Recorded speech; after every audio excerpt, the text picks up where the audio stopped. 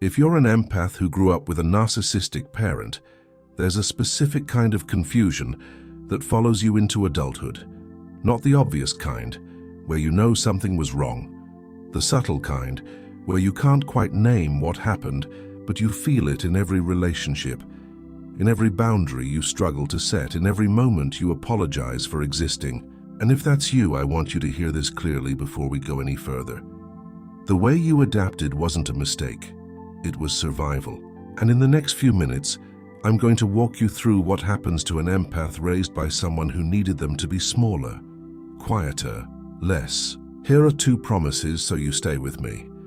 First, one of these patterns will explain why you can read everyone's emotions, except your own. Second, near the end, I'll give you one sentence that will help you recognize when you're repeating the dynamic without realizing it.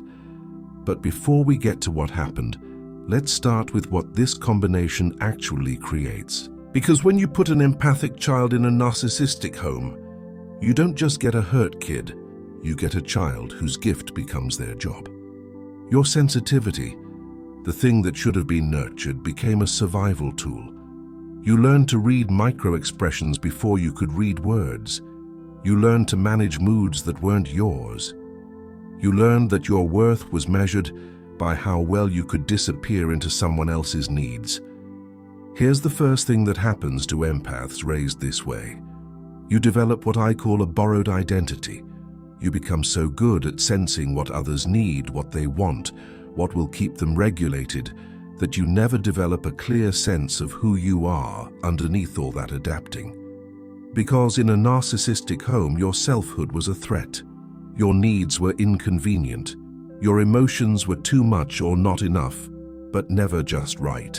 Let me give you a specific scene. You're a child and you come home excited about something. A good grade, a friend, a small victory. And instead of celebration, you get one of 2 reactions. Either complete dismissal, like your joy doesn't register, or worse, they find a way to make it about them.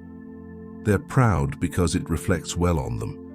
Or they're upset because your happiness reminds them of what they don't have, so you learn something devastating. Your feelings aren't really yours. They're only acceptable when they serve someone else's narrative. Here's a tiny check-in. Don't think, just notice. Right now, can you name 3 things you want without considering how they'll affect someone else? Not should want, not think you want. Actually want. If that question makes you freeze, that's not a personal failing, that's what happens when wanting was dangerous. The second pattern is the cruelest. Your empathy, the thing that should have been your gift, becomes weaponized. In a narcissistic home, your ability to feel deeply gets turned into a requirement. You don't just notice your parents' emotions, you become responsible for them. Their anger is your fault. Their sadness is your burden. Their disappointment is your failure.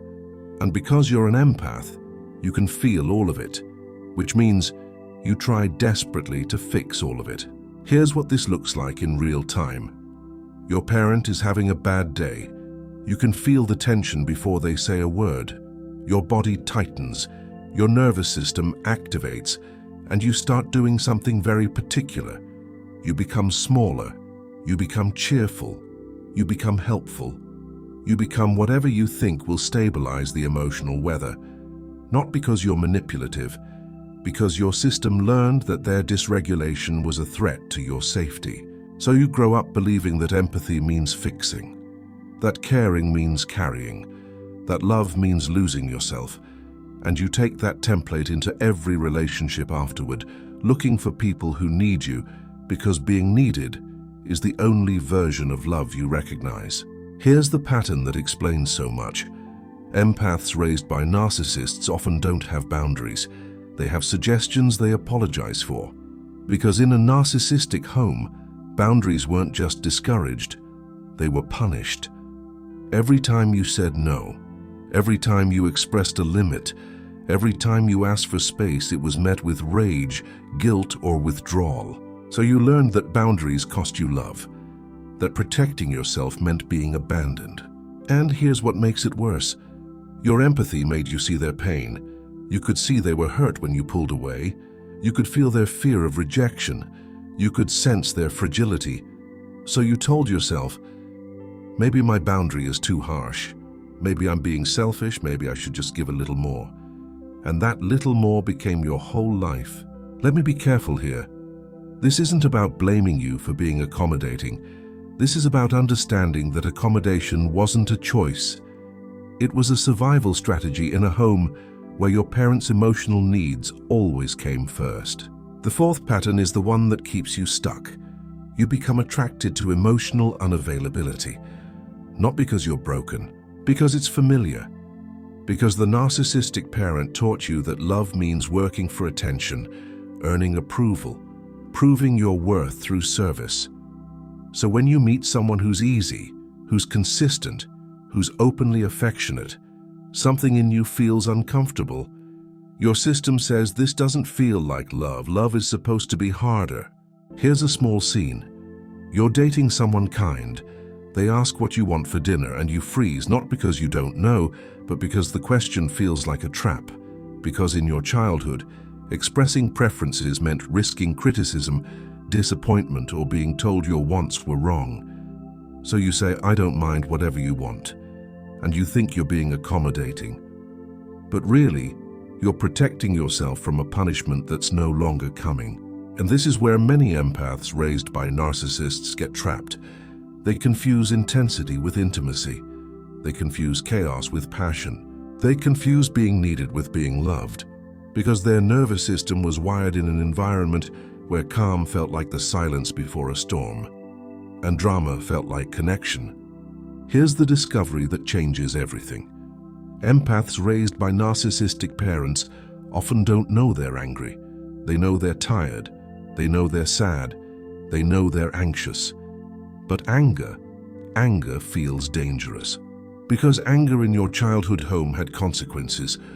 Either it was met with bigger anger that terrified you, or it was used as proof that you were the problem, the difficult one, the ungrateful child. So you learned to transform anger into something more acceptable. You turned it inward as self-blame. You turned it sideways as people-pleasing. You turned it down into depression. And now as an adult, when someone crosses a line, when someone disrespects you, when someone takes advantage of your empathy, you don't feel angry. You feel confused. You feel guilty. You feel like maybe you're being too sensitive. But here's what I want you to understand. Your anger isn't the problem. Your anger is the part of you that knows you deserved better. The part that's been waiting for permission to take up space. The part that refuses to keep shrinking. Here's the practical path I promised. Simple, not dramatic. First, stop calling your survival strategies weaknesses. The way you adapted kept you safe. It's not working now, but it worked then. Second, practice what I call needs without negotiation. I need space is a complete sentence, not I need space, but I'm sorry and I'll make it up to you and please don't be mad. And here's the sentence that tells you if you're repeating the dynamic.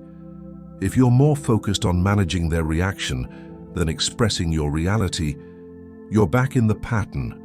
A safe person doesn't require you to manage their emotions. They don't punish you for having needs. They don't make your boundaries about their feelings. If you're an empath raised by a narcissist, you didn't fail at being a child.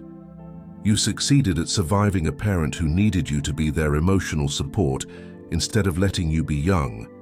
And that's not the same thing. You don't need to fix your empathy. You need to redirect it, starting with yourself, because the real healing isn't learning to care less. It's learning that your needs matter as much as anyone else's. And when you finally believe that, really believe it, you'll stop choosing people who remind you of home. You'll start choosing people who feel like rest.